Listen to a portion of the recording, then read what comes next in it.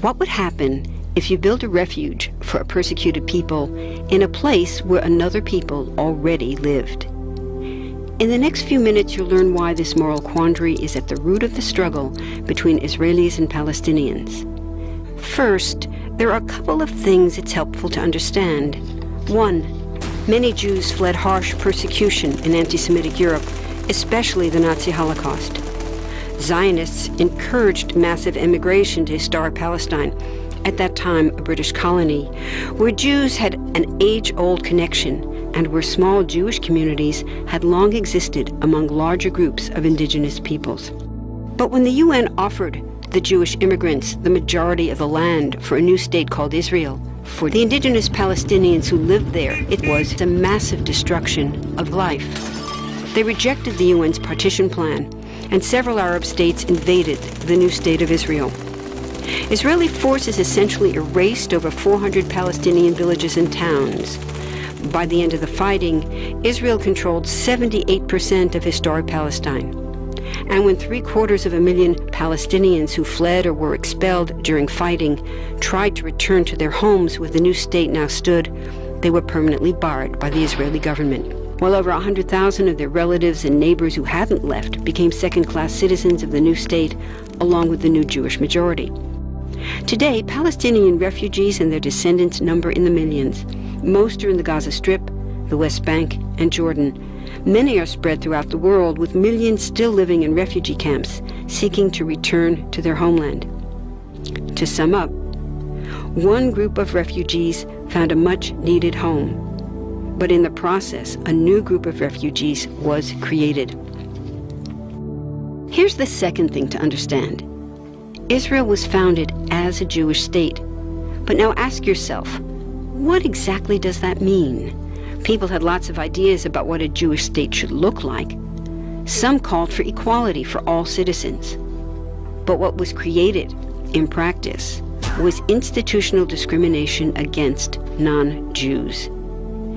In other words, Israel ended up being built on a blueprint of exclusion.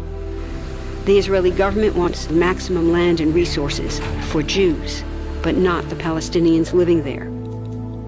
That's why, inside Israel, Jews get special privileges, including rights to land and housing, that are denied to the Palestinian citizens, who make up 20% of Israel's population. That's also part of why Israel has never defined its borders.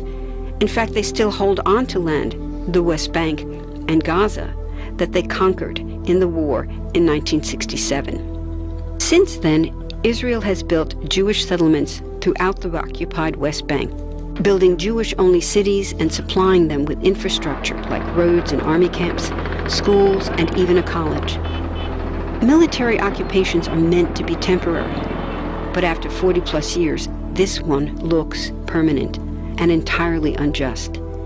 In the West Bank, Israeli Jewish settlers and Palestinians live on the same land, but must live under two completely separate and unequal systems of Israeli law. The Jewish settlers dominate the natural resources, including water and agricultural land, and they're backed by the Israeli army.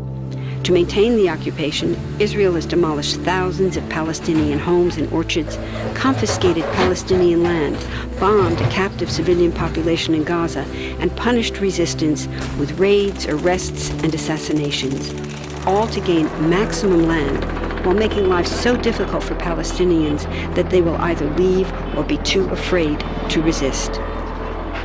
Palestinians have fought back. For decades, they tried to achieve national liberation through armed struggle. Some groups still do. But the majority now support popular protest instead. The deeply harmful pattern of control, repression, and violence profoundly harms Palestinians living under occupation and Israelis living as occupiers. This must be broken to reach a peaceful and secure future for both peoples. Now that you understand the problem, what about the solution? What about peace talks?